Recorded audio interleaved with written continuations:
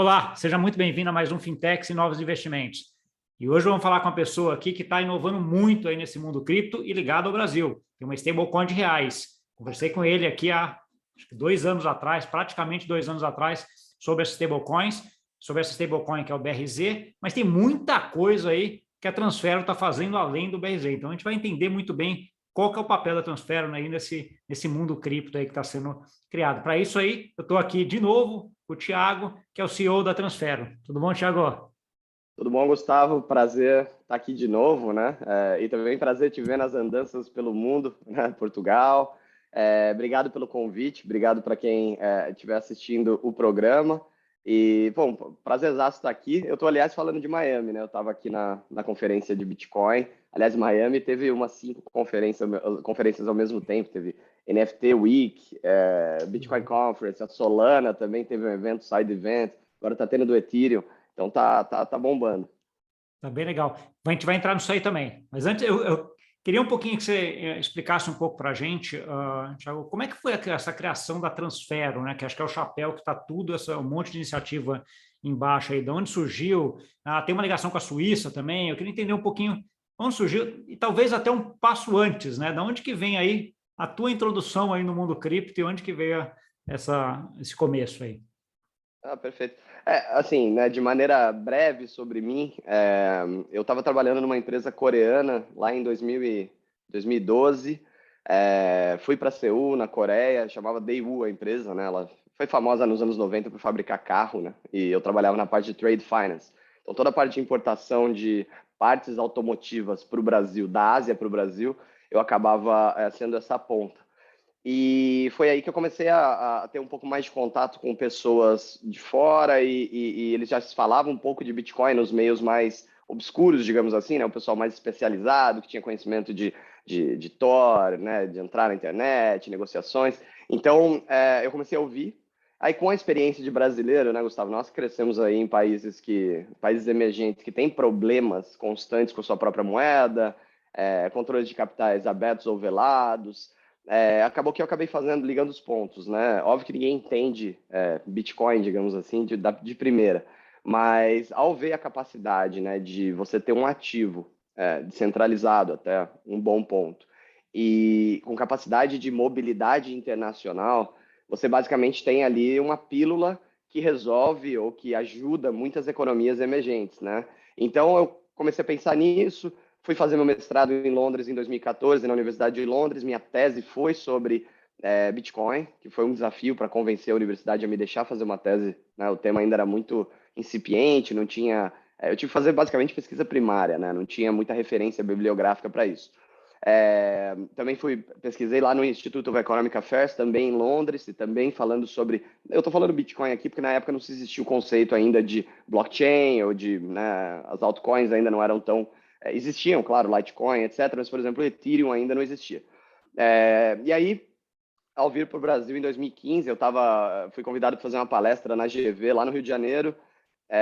Inclusive, essa palestra eu fiz em co-parceria com o Safiri Félix, que é um cara conhecido aí do mercado de cripto no Brasil, ex-diretor da Bcrypto, e que hoje também trabalha na Transfero como diretor de produtos e parcerias. Foi daí que né, eu encontrei com os outros sócios originais da Transfero e a gente montou aí o que veio a ser hoje a empresa. Começamos como um gateway de pagamentos, sempre com essa mentalidade de que a cripto destravaria os fluxos internacionais, né, financeiros internacionais. Aí, 2017, como você bem colocou, até por uma conversa que eu tive com o Fábio Lacerda, né, que foi do Banco Central do Brasil, que falou, olha, muito legal, bastante disruptivo o que vocês estão fazendo, mas o Brasil ainda não regula o tema. Isso a gente está falando de 2016, 2017. Então, ele falou, olha, busquem uma jurisdição mais avançada no ponto de vista regulatório e tragam essas boas práticas para o Brasil. Foi aí que a gente foi para a Suíça, em 2017. Né? Lá temos a licença da VQF, que é uma Virtual Asset Service Provider, né? A Transfero na Suíça, então ela pode converter fiat para cripto, cripto para fiat, e ela meio que dá esse direcionamento regulatório para as nossas atividades no Brasil. E nós, sim, temos uma empresa no Brasil, temos também na Argentina, agora temos no Chile. No Brasil temos aproximadamente 100 pessoas. E eu acho que a Transfero hoje, né, eu costumo brincar, né, até porque eu trabalhei numa empresa coreana, a gente segue um modelo parecido do ponto de vista de ser muito horizontal no sentido de fazer várias coisas dentro da indústria de cripto. Então, a Transfero, ela é um Zaibatsu sem apoio governamental, né? Um Shareball sem apoio governamental. Então, ela está na vertical de investimentos, que nós temos a Transfero Asset, né? Que é uma entidade regulada no Brasil, com licença CVM para produtos regulados. Nós temos a Transfero Prime, que faz mais carteiras administradas, que ainda não conseguem entrar na seara, né, da lógica de administradores, gestores, etc., faz coisas um pouco mais exóticas sem oferta pública. Nós temos a Transfero Pagamentos, que faz a parte de Fiat On and Off Ramp para alguns players internacionais, um deles sendo a FTX, e nós temos a emissão das nossas stablecoins, né, além da parte de brokeragem, que é de fato a emissão do BRZ, que foi feita, a gente começou em 2019, que é a stablecoin do Brasil, 1 para 1 com o real, e mais recentemente a gente lançou o ARZ, que é a stablecoin argentina, já está presente na FTX, por exemplo, e a nossa ideia, né, visão é termos uma stablecoin por país latino-americano. Então esse é um overview aí da Transfero. Caraca, lote de coisa. Eu estava até anotando aqui para não perder nada e ver por onde eu começava aqui a conversa. É complicado. Eu acho assim, talvez vamos começar talvez pela Transfero em si. Assim, eu vejo muita coisa da Transfero com a FTX, né? Um pouco do que você fala, que é uma exchange, que é uma das maiores exchanges hoje do mundo, etc. Onde que a FTX entra nisso daqui? Vocês têm alguma relação direta ou é simplesmente parceria de negócio? Isso é interessante, né? A FTX, inclusive, né, para quem ainda não sabe, né, a American Airlines Arena aqui em Miami agora uma FTX Arena, né? Eles compraram o naming rights, estádio do Miami Heat, né? A FTX foi um caso onde um belo dia eu estava lá na empresa falando com o pessoal da mesa proprietária, os nossos quants, você sabe, né? Aquele pessoal viciado que fica 24 horas ali. E a gente viu, encontrei a FTX, né? Comprei um pouquinho do token deles da exchange, que é o FTT, né? Um equivalente ao BNB da Binance, com algumas características diferentes, mas a lógica é a mesma. E aí a gente viu que tinha uma competição de trading lá dentro, né? Aí tinha uns caras meio que famosos e notórios no market making internacional participando. Eu falei, vamos botar os caras da Transfero aqui também, vamos tentar entrar nesse leaderboard aí, né? Vamos ver se esses asiáticos são bons mesmo, né? Que a maioria era asiáticos, a galera de Singapura, Japão. A gente veio descobrir que os caras eram muito bons de verdade. E aí a gente acabou tendo conhecimento da FTX antes dela ficar famosa, quando a interface ainda era bem precária. Ela ainda é uma exchange muito voltada para traders mais profissionais, né? Ela te permite operar, né, claro, na margem. Para uma pessoa um pouco menos experiente, ela pode ser um pouco overwhelming, né? Ela pode te assustar. E aí, isso foi lá em 2019, quando a gente estava criando o BRZ. Eu comecei a ter contato com a FTX, desse direcionamento para a empresa, para a gente utilizar a FTX como um canal de brokerage, etc. E aí, um belo dia, eu entrei em contato com o Sam, né? O Sam, para quem não conhece, né? Quem agora foi o bilionário mais novo da história humana, né? Ele é a pessoa mais rica da história humana antes dos 30 anos, né, da história. E eu entrei em contato com ele e falei, Sam, cara, é o seguinte, a gente criou essa stablecoin brasileira e a gente acredita que faz muito sentido para as exchanges internacionais entrarem no Brasil de alguma maneira utilizando uma stablecoin pelas questões de eficiência, né? Ele, em questão de, assim, 10 minutos no call, falou, não, tá claríssimo para mim, eu quero começar a semana que vem. E aí isso nos assustou, falei, caramba, mas...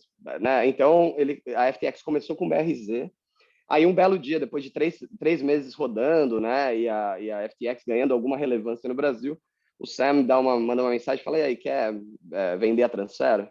Eu falei, pô, aí não, né, vamos com calma. Aí eu falei, bom, aí ele fala, tá, cara, posso comprar um pedaço?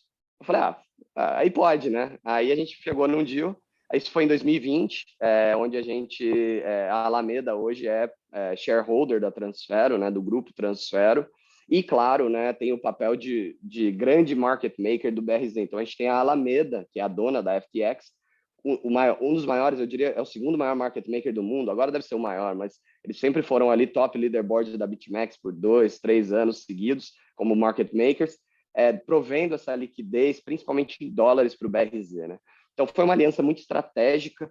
A gente tem um relacionamento muito bom com o pessoal da FTX, mas isso não quer dizer que a gente tem alguma exclusividade com a FTX, é só uma questão de equity. Lembrando que a Transfero desde 2015 nunca levantou capital. A gente até tentou entrar no game de VC lá por 2016, 2017, mas era extremamente frustrante, né? O mercado de VC no Brasil não existia em 2016, 2017. os VCs investiam só em empresa que dava resultado acima da Selic, né, questão de custo de oportunidade. Então não era muito venture, né, era mais capital e menos venture, né. E aí o mercado, claro que mudou, hoje está completamente diferente, até porque queda de juros, sem incentivo e tal, mas a Transfera rodou até 2020 só com capital proprietário, e foi em 2020 que a gente percebeu que para, né, jogar a Champions League a gente tem que ter pessoas melhores que a gente ou parceiros maiores que a gente para nos ajudar nessa trajetória. E foi aí que entrou a FTX. Eu tentei ser curto aqui, acabei contando a história inteira. Não, mas é bom saber essa história. Eu não sabia da história inteira, por exemplo. Eu, obviamente sabia de algum pedaço dela, mas é bom ouvir como é que foi a história. Porque eu sempre falo assim, tudo tem que ter uma narrativa, né, Thiago? Então, assim, Sim. não adianta você pegar só o ponto, onde é que tá, o que está fazendo. Você tem que, o que fez para chegar lá, né? Então, assim, eu acho importante esse caminho e a lógica que faz todo sentido, né? A tua lógica e como é que faz. Assim, esse mundo cripto é um pouco isso também. Você tem que estar junto dos caras bons que conseguem discutir com você da mesma forma, né? Que vão te Sem ajudar, dúvida. porque é um negócio que tem muita coisa para crescer. Enquanto mais perto e mais junto você tiver, melhor. Concordo plenamente. BRZ, stablecoin. Acho que a primeira coisa que vem é assim, ok, moeda real, 1 para 1. Quais são os casos de uso principal do BRZ hoje? Para que as pessoas usam ele, Thiago? Bom, quando a gente criou o BRZ, né, eu me baseei muito, bom, na época que eu era pesquisador lá no Institute of Economic Affairs, eu me familiarizei com aquele conceito do trilema de Mundell-Fleming, né, que uma moeda ela pode exercer dois, mas nunca três papéis, né, nesse tripé, digamos assim. E você pega, por exemplo, o dólar de Hong Kong, ele tem livre circulação internacional, coisa que o real não tem, por ser um non-deliverable forward, né, você não consegue converter o real, ou players internacionais não conseguem carregar reais, mas o dólar de Hong Kong tem que abrir mão da autonomia na política monetária. Por quê? Porque ele tem uma paridade, né, com o dólar. Né? Eu acho que hoje deve ser 14 para 1 com o dólar. Tem uma paridade fixa que o Copom de lá fica definindo periodicamente, mas isso faz com que, é o caso, por exemplo, de Bahamas, né? O Bahamian Dollar, ele é 1 para 1 com o dólar dos Estados Unidos. Isso significa que você vai ter mobilidade de capitais, você vai ter abertura para investimentos, você vai estar exposto ao mundo internacional, mas você não vai ter autonomia sobre sua própria política, porque como tua moeda está pareada a uma moeda estrangeira, você não pode setar juro, né, expandir, contrair oferta monetária e tudo mais. O Brasil ele seguiu um caminho que foi mudando ao longo do tempo, onde a gente tem autonomia, né, de fazer política monetária no Brasil, se expande, contrai, se define juro, que nada mais é do que controlar o preço do dinheiro, e só que a gente não tem mobilidade internacional de capitais. Né? O Brasil é um país de 200 milhões de pessoas, que agora tem uma visão de mudar, mas que até agora o Brasil é completamente isolado do mercado financeiro internacional. Né? A não ser que você seja um indivíduo sofisticado, né, que não é a quantidade maior da população, você não vai ter acesso a um offshore. Pô. Imagina, Gustavo, pô, pensa, um brasileiro que normal, assim, né, que está ali no dia a dia, como é que esse cara compra a Tesla, cara? Como é que esse cara compra a Amazon, né? Como é que esse cara tem uma conta em dólar? Não vai ter, né? Ele precisa passar por muitas torturas para chegar nesse ponto. Não, e acho que você tocou, só fazer um parênteses, acho que você está tocando num ponto bom, que a gente está no caminho de internacionalizar e de abrir, né? Mas esse caminho é um caminho demorado, né, Thiago? Não é Muito. de hoje para amanhã, assim. Tem até um projeto do Banco Central de abrir conta corrente para estrangeiro, agora que deve sair em algum momento, talvez desse ano, do ano que vem, mas é aquele negócio que vai ser pequeno para alguns, para depois é coisa de 5, 10 anos, né? Ou para mais, né? E outra, o Brasil, né? Porque como a gente está falando de América Latina, mudanças e sabores e ventos políticos podem atrasar ou acelerar esse processo. Então, eu como cidadão não posso aceitar que eu vou passar 40 anos ainda de vida, não sei quanto tempo eu vou viver, com essa realidade, eu não quero, né? Essa é a grande verdade. E aí o caminho é a inovação, claro que de uma maneira compliant, né? É muito importante dizer isso. Então, quando você fala de BRZ, a gente quando criou o BRZ, a gente até apresentou ele para o Pércio Arida, né? A gente chegou para o Pércio Arida, criador, um dos pais do Real, né? Mostramos para ele o BRZ. Ele ficou relativamente emocionado, achou, pô, se essa tecnologia existisse na época da URV, né? Seria outra coisa, mas você sabe como é que era, forças políticas. Eu falei, não entendo, não tem, né? Era outro tempo, anos 90, né? O pensamento era da CEPAL, né? Era outra coisa.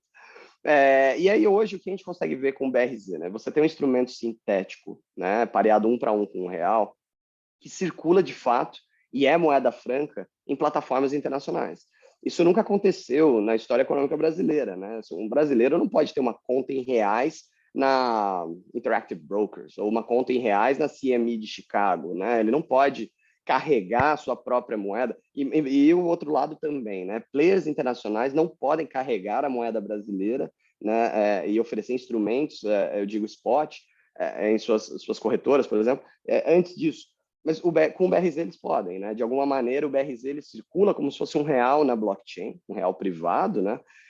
Com toda a capilaridade e mobilidade que a blockchain te dá, então você pode pegar teu celular e custodiar teus BRZs aqui dentro, você pode mover, eu posso mandar para o Gustavo de maneira peer-to-peer, eu posso entrar no mundo de DeFi com o BRZ, o que eu acho muito importante, lembrando para todos que estão assistindo, não existe DeFi sem stablecoin.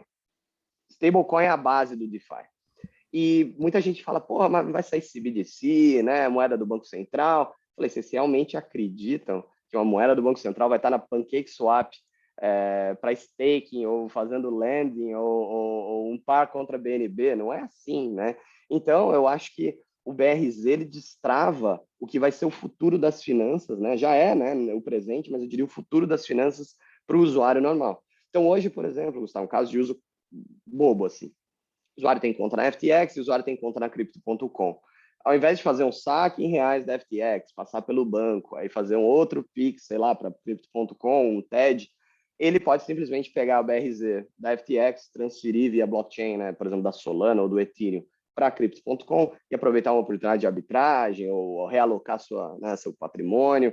Ele pode, convertendo o BRZ para outros instrumentos, ter acesso ao mercado de ações tokenizadas da Exchange A ou B. Ele pode operar, como você, né, até bem falou um pouco antes do call comigo, BRZ perpétuo, ou seja, ele tem uma exposição que ele precisa se redear contra o dólar, ele compra um contrato futuro perpétuo de BRZ, shortando ou fazendo long, para se, né, ficar delta neutro na posição. Então, são instrumentos. A gente brinca dentro da empresa que o BRZ é o real 2.0, né? Porque você acessa DeFi, você faz lending, tem mercado de lending para o BRZ, as taxas são de mercado, flutuantes, né? Então, de acordo com oferta e demanda.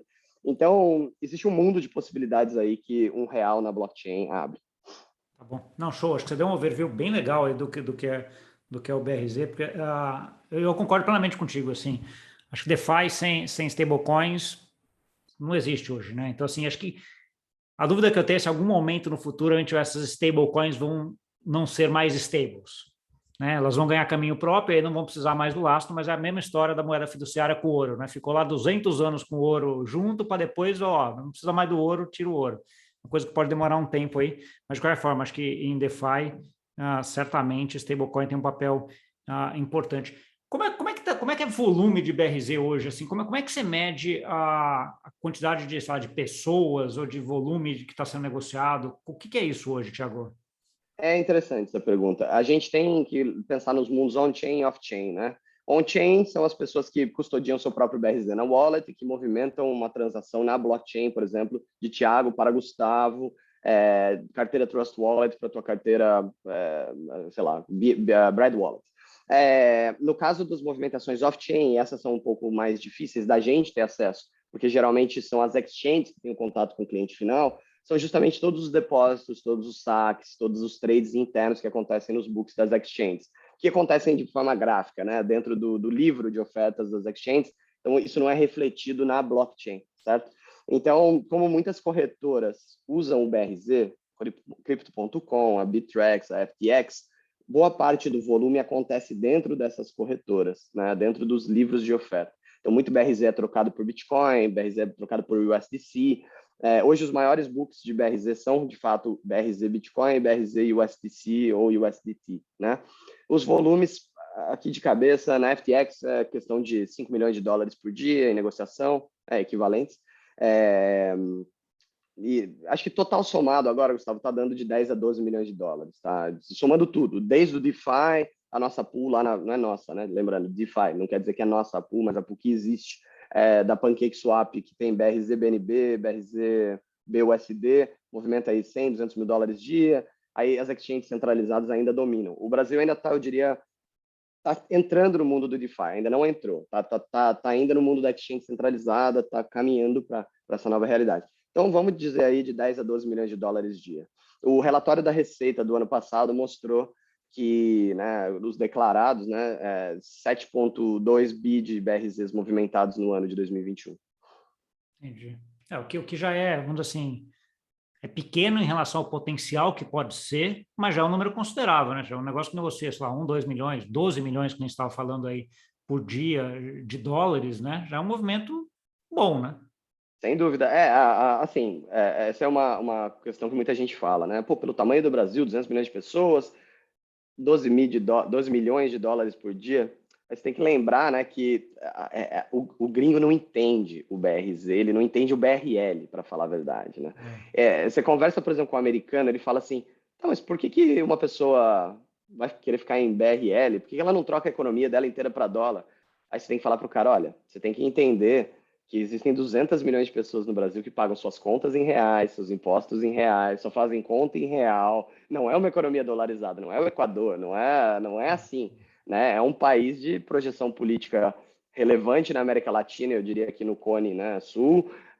As pessoas realmente utilizam sua própria moeda. O dólar não é a pílula de salvação do restante do mundo, que todo mundo quer dólar. Se eu tiver R$ 1 aqui, eu já troco para dólar na primeira oportunidade. Não é assim. Pode ser verdade na Venezuela, pode ser verdade até certo momento na Argentina, mas Brasil, Chile, México têm economias funcionais com suas moedas, né? Então, às vezes, quebrar essa barreira de entendimento do estrangeiro de países mais estáveis, digamos assim, é complicado. Mas agora está virando uma realidade inexorável, tá, Gustavo? A gente tem muito projeto, principalmente stablecoin, querendo colocar BRZ em suas reservas para compor uma cesta. Principalmente stablecoins, até algorítmicas, querem colocar em seus smart contracts a possibilidade da comunidade decidir que BRZ também é um ativo de reserva, né? Eu não posso ainda falar quais os nomes desses stablecoins, mas você deve imaginar, né? Porque, de fato, o que está acontecendo é isso, né? As stablecoins, porque às vezes as pessoas têm um conceito meio errôneo, né? Que quando você tem uma stablecoin e você tem o colateral, que as pessoas que são donas daquela stablecoin, elas, na verdade, têm um claim sobre esse colateral. Não é bem assim. Você não está carregando o passivo que tem que ser entregue para alguém. Não é isso. Quando uma pessoa compra uma stablecoin, ela comprou o produto, a transação acabou ali. Você deu $1 e recebeu um SDT, você tem um SDT. Você não tem aquele dólar que é o SDT, que a Tether guarda para você. Não é isso. Esse não é o conceito. Então, as stablecoins estão passando por um momento de decisões de tesouraria, né? O que fazer com seus colaterais? Então, se a gente pegar, por exemplo, uma USDT aí que tem 70 bi de colateral, mais ou menos, eles têm que tomar decisões de tesouraria. Muita gente não concorda com as decisões que eles tomam, comprando commercial papers, tá? Aquelas histórias. Eu acho isso, assim, uma besteira gigantesca, porque não tem nada escrito que eles só podem carregar cash. Se a USDT carregasse só cash, já tinha quebrado, porque com o cenário de juro que a gente tinha, 70 bi é uma liability com relação... Cara, o meu banco na Suíça, se eu manter mais 100 mil francos na conta, eles me cobram juro negativo. Esse cenário vai Paga mudar para deixar o dinheiro agora. lá. Eu pago para deixar o dinheiro, então não tem como ter um modelo de negócio. No caso do BRZ, a gente não precisa ser criativo. Juro a 12, 11, tranquilo. A gente compra government bonds, aí letra, etc., CDB, fica tranquilo. Mas no caso das stablecoins de moeda forte, eles têm que ter algum grau de gestão de tesouraria. E algumas delas estão apontando para um caminho onde elas vão ter múltiplos ativos cripto, ou stablecoins de outros países, dentro de sua cesta para becar uma moeda em dólar. Então, nada impede de amanhã uma Terra Luna ter 5%, 2, 3% do seu tesouro em BRZ, compondo uma cesta que pareia a moeda deles ao dólar. Então, o Até porque mundo virtual está chegando. Né? ele replicaria aquela ideia do SDR lá do FMI, né? Que tem uma ideia de uma cesta de moedas que é mais ou menos ponderada por a parte comercial e também pela parte de PIB do país relativo no mundo, né? Então, assim, acho que Exatamente. faz todo sentido você colocar uma coisa. Tem outro ponto acho que interessante que você falou, é que, assim, mesmo que exista alguma implícito desse claim, né, do 1 para 1, ninguém vai pegar o dinheiro o tempo inteiro junto, né? Então, assim, você não precisa ter 100% em tesouraria esperando lá para ele pegar 1 para 1, né? Obviamente que você tem, aí vem aquela história de banco, né? Que nem banco, corrida bancária. Começou a ter dúvida se você tem, vai todo mundo e a casa cai. Então, assim, como é que você ajusta isso para que você tenha um colchão confortável para dar segurança para quem quiser eventualmente vir aqui pegar. E uma outra coisa que você comentou, e que é uma coisa que eu tenho estudado muito recentemente, Thiago, que é essa ideia de stablecoin algorítmica, né? Você citou um pouco aí a Terra, o ST, etc., mas tem uma infinidade de modelos sendo criado. Está no radar de vocês criar um real algoritmo também? Olha, na verdade sempre esteve, né? É, foi uma decisão mais comercial da Transfero, até por leitura de mercado, começar com o modelo papai com mamãe. A razão para isso é a gente já passa por sabatinas e sabatinas semanalmente num modelo extremamente vanilla, né, onde a gente tem um BRZ em circulação e R$ 1 numa conta, que inclusive fica num fundo exclusivo, ou seja, uma estrutura regulada no Brasil, administradora é o BTG, entendeu? O negócio mais vanilla possível. E a gente ainda passa por sabatina, tem aquele pé atrás do brasileiro, etc. Se a nossa stablecoin fosse algorítmica já de primeira, ia dar uma confusão mental, era muito cedo, too early. Acho que acho que você tem um ponto que é assim, é mais uma coisa que você tem que explicar, né? Exato, e não é um negócio fácil de entender, né? Então, para as pessoas que estão assistindo, stablecoins algorítmicas, elas se propõem a ter um mecanismo de rebalanceamento e de compra, né, de tesouraria, baseado de maneira automatizada, geralmente, baseado em cripto, né? Ou seja, as reservas ficam em cripto. Um exemplo, pode ter uma cesta com Ethereum, Avalanche, Solana, e esse colateral seria utilizado para a estabilização, né, do preço da moeda, no caso de uma stablecoin algorítmica de dólar, que ela faça a convergência de 1 para 1 com o dólar americano. Existe um outro ponto também sobre stablecoin algorítmica que limita um pouco o uso para a gente, agora, nesse momento, que é o fato delas geralmente precisarem estar sobrecolateralizadas, né? Porque como os ativos, underlying assets dela, né? Os ativos, como é que é o nome? Não é adjacente. Pô, tô esquecendo o português, cara. Os ativos... Do colateral, né? Isso, do colateral, os ativos que ficam no colateral, eles são muito flutuantes em termos de preço. Então, vamos lá, exemplo básico. Você tem o equivalente a $100 mil em Bitcoin colateralizando sua stablecoin, que tem que ficar 1 para 1 com o dólar. Aí o Bitcoin cai 50%, exemplo. Você tem que dar um jeito de manter a tua paridade, porque as pessoas vão entender que você tem metade do teu colateral em valor de nominal e de dólar, né? Então, geralmente as stablecoins algorítmicas elas têm que ficar sobrecolateralizadas justamente para passar esses soluços, né? Caso o colateral delas desvalorize 10%, elas têm que estar prevendo que ela tem pelo menos 110% de colateral para que estabilize no 100. Exemplo, né? Essa não é a matemática correta, mas é esse o caminho. Então, isso traz desafios de tesouraria muito grandes. Do ponto de vista do BRZ, que é uma moeda de um país emergente, com baixa conversibilidade internacional, o desafio de tesouraria fica ainda maior, né? Porque imagine que o BRZ tivesse uma cesta de cripto sendo o seu colateral. Então, Bitcoin, Ethereum, etc. E aí a gente precise converter BRZ da reserva em dólar, BRZ em dólar para comprar Bitcoin para estabilizar o colateral. A gente vai ter que fechar um câmbio, que no Brasil a gente sabe que é um processo, né, um pouco mais complexo, né? tortuoso. Acho que talvez não precise nem tão longe. É só você pegar assim, a volatilidade do Bitcoin, por exemplo, em reais, é muito maior do que em dólar, né? Porque ela agrega a volatilidade do Bitcoin em dólar mais a volatilidade do real dólar, né? Então, a tua reserva vai variar muito mais em real, né? O que Muito cria um mais. problema grande nesse sentido, né? Um problema grande. E operacionalizar essa tesouraria é um desafio. Para uma stablecoin algorítmica, para a nossa já é um desafio, mas para uma stablecoin algorítmica, porque isso ali, além de tudo, vai ter que estar codado, né, num contrato de maneira muito inteligente, né? Porque um smart contract ele é smart até o ponto que ele foi descrito de maneira smart, né? Então, eu acho que assim, precisa fazer uma tese própria para um BRZ algorítmico. Eu sei que existe uma outra stablecoin, né, da Celo que eles estão se propondo a fazer, mas é muito difícil, é muito sujeito a ataque especulativo, né? Os volumes são muito pequenos. Se você tem uma stablecoin algorítmica e um player grande mal intencionado para fazer um ataque especulativo, é muito fácil, a não ser que você tenha um colchão muito vasto e extenso para você se proteger. Olha, se países passavam por isso nos anos 90, ataques especulativos, né? Imagine stablecoin privada algorítmica. É muito fácil fazer, só basta um player mal intencionado. Não, concordo plenamente. Aliás, lembrou minha tese de mestrado, cara, tempo atrás foi sobre ataque especulativo, né? Que é exatamente isso. O cara vê alguma ponto e em stablecoins eu concordo que é mais fácil, porque você não tem lá o emissor, às vezes está travado em alguma forma de smart contract, alguma forma de funcionar ali que ele não tem muito como sair, né? E você vai e explora esse negócio. Isso é um ponto bem importante mesmo. Thiago, stablecoin, acho que BRZ, fechamos. Vocês têm também uma plataforma aí de onboarding, né, que troca BRZ por outras moedas. Conta um pouquinho para a gente disso daí. Bom, essa foi uma iniciativa. De maneira alguma, a gente queria se posicionar como uma exchange, porque para a gente não faz sentido, né? A gente trabalha com as exchanges, né? A gente quer o BRZ listado nessas exchanges e sendo movimentados, né? Nós somos muito mais B2B do que B2C, de fato. A gente raramente toca no cliente final.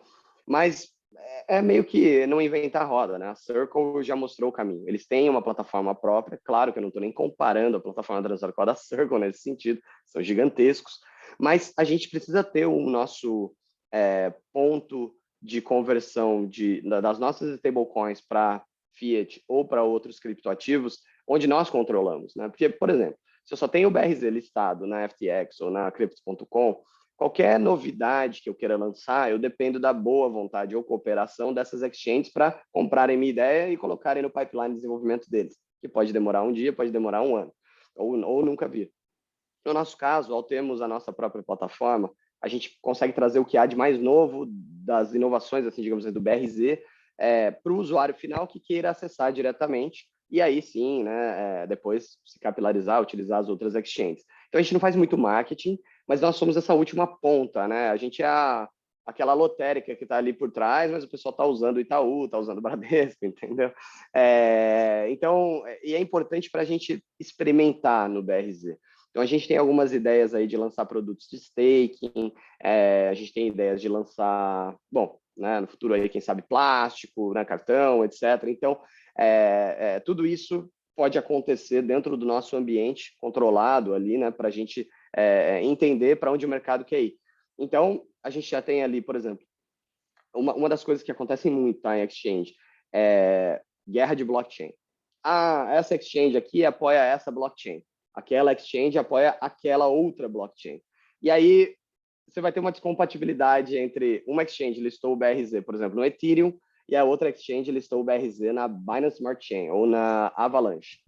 A gente precisa do nosso ambiente controlado para que a gente ofereça as duas possibilidades, para o usuário poder trocar o BRZ entre chains, a pessoa chama isso de bridge, né? Então, tem funcionalidades ali que a gente precisa, a gente tem que fazer por conta própria, não tem como depender do mercado. Entendi. O BRZ está em quantas redes hoje, Thiago? A gente está na Ethereum, Solana, que são os maiores volumes, Binance Smart Chain, que tem ganhado muita atração, principalmente em DeFi, na PancakeSwap, Polygon, Stellar, na nova blockchain da Ripple, e RSK. Tá bom, bastante gente. Complicado para controlar isso tudo, né? E Algorand. Assim, complicado para controlar, mas inevitável. Enquanto o mercado de cripto não achar uma killer application para reduzir essa fricção, né? Porque, por exemplo, hoje você entra numa exchange, além de você se confundir lá com a tua carteira, etc., na hora de clicar em sacar, você ainda tem que escolher qual chain você quer, né? Para o cara que é leigo, isso não faz nenhum sentido, né? Mas por outro lado, né, Thiago, eu vejo as exchanges como sendo as grandes bridges do mundo cripto, né? Porque é muito mais fácil você botar numa FTX, entra pela Binance, sai pela Avalanche e vice-versa, e Solana, e onde você quer mandar, do que você ficar fazendo outra bridge para ficar andando, né? Sem dúvida, mas ainda assim é uma experiência complicada, né? Mesmo dentro de uma exchange centralizada, para um usuário que não está muito acostumado com isso, que já foi, né? Como é que eu posso dizer? Ele já está afogado com conhecimento novo de cripto. Ainda tem essa questão de ter que escolher a chain, adiciona um layer de incerteza, né? Puta, mandei na chain certa. E, cara, acontece. Às vezes as exchanges mudam a sua interface e elas mudam a chain padrão da tua carteira que você estava sacando. Aí quando você vê, você está mandando o BRZ aqui. Antes não tinha opção, por exemplo, BRZ na Solana, só tinha Ethereum. Aí quando vê, a exchange decidiu por você mandar via Solana, só que o endereço era de Ethereum. Então, complica. É fricção. Mas a gente está nesse turning point, né? As coisas vão melhorar, eu acho que o mundo cripto está melhorando a facilidade para o usuário interagir, mas ainda a gente está nessa fase de multi-chain. E muitas exchanges, elas estão aliadas a algumas blockchains, né? Então, a Binance vai empurrar a Binance Smart Chain, a FTX vai empurrar a Solana, a Crypto.com vai empurrar a blockchain dela lá da Cronos. Então, a gente tem que ver quem vai ganhar essa corrida, né? Ou se vai ser um cenário multipolar mesmo, de múltiplas chains. Deixa eu aproveitar a tua bola de cristal aí. Como é que você acha que é esse mundo para frente, Thiago? Ele vai ter alguma blockchain que vai ser a blockchain assim, principal? Ou você acha que a gente vai ter um cenário na frente que você vai ter várias blockchains com uma certa interoperabilidade?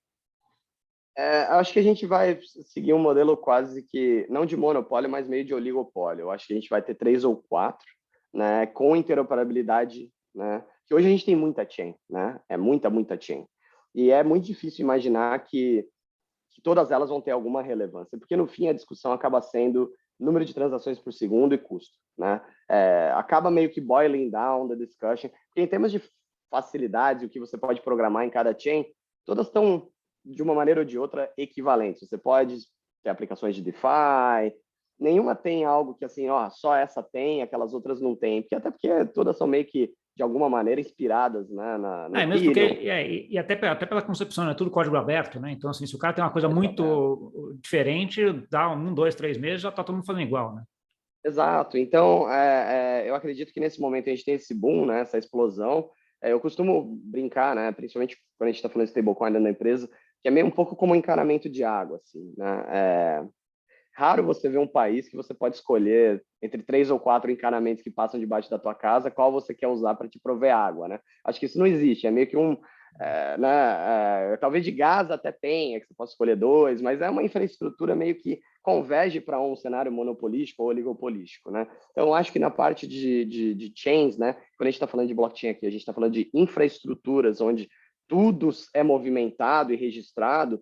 Eu acho difícil ficar um cenário muito pulverizado no futuro.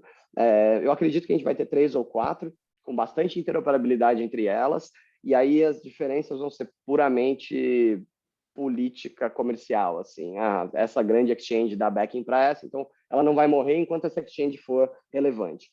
Se essa exchange deixar de ser relevante, essa chain morre junto com ela. Eu acho que vai acabar criando essa simbiose. Entendi.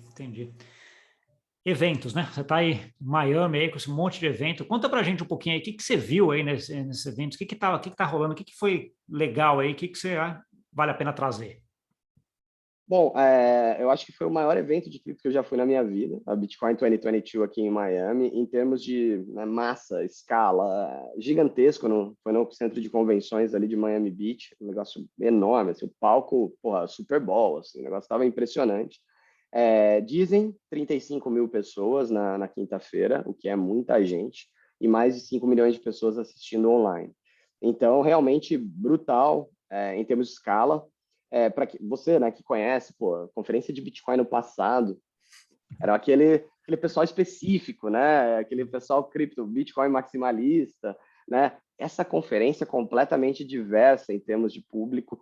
Você tem desde o cara de terno e gravata, Goldman, que quer sair do banco e entrar em cripto ou estar numa iniciativa nova, até o cara, aqueles caras, né, de cripto, pô, Barbona, fazendo pintura de NFT lá de não sei o quê, Pepe, Dogecoin. Então, teve de tudo nessa conferência, foi muito plural nesse sentido.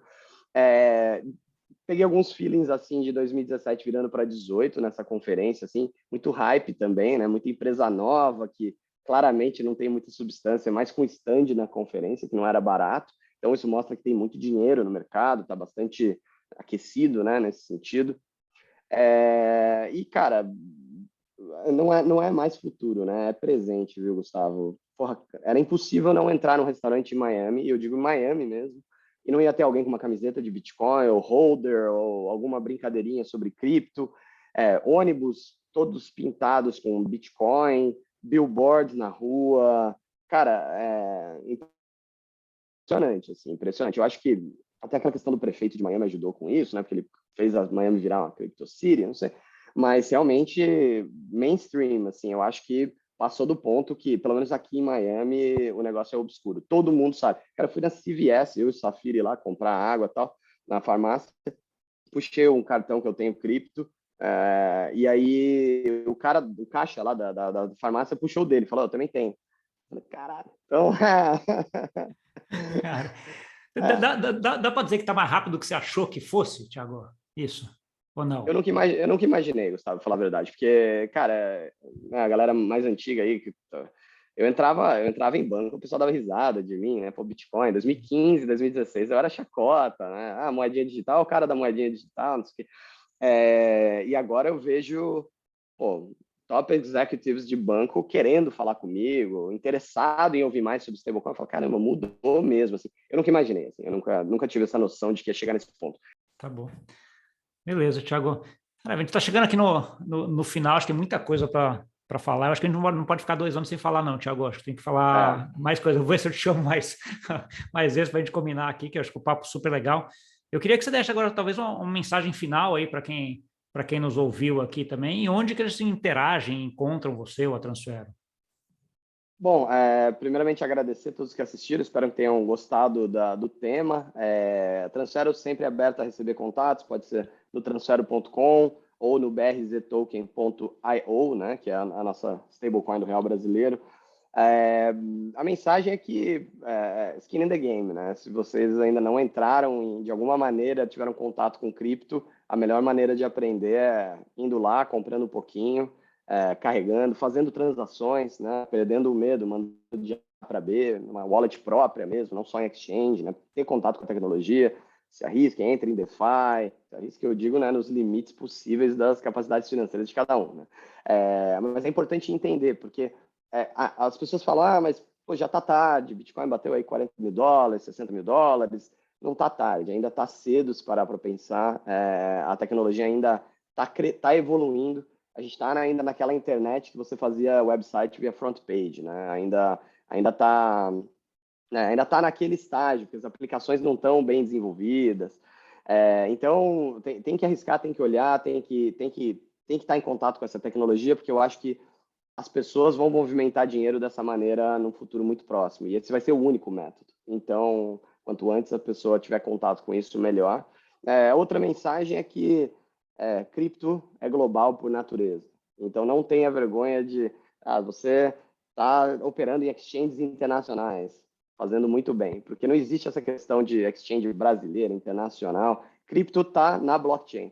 Então, fica meu convite aí para todos conhecerem todas as exchanges possíveis, mas que olhem para os produtos mais inovadores que acontecem no mundo afora. Cripto te dá essa possibilidade. Então, obrigado pelo espaço, Gustavo, obrigado pô, sempre um prazer ser convidado. E, claro, vamos fazer isso com mais frequência. Para mim, então eu estou dentro. Fechado. Não, obrigadão, prazer falar contigo sempre, Thiago.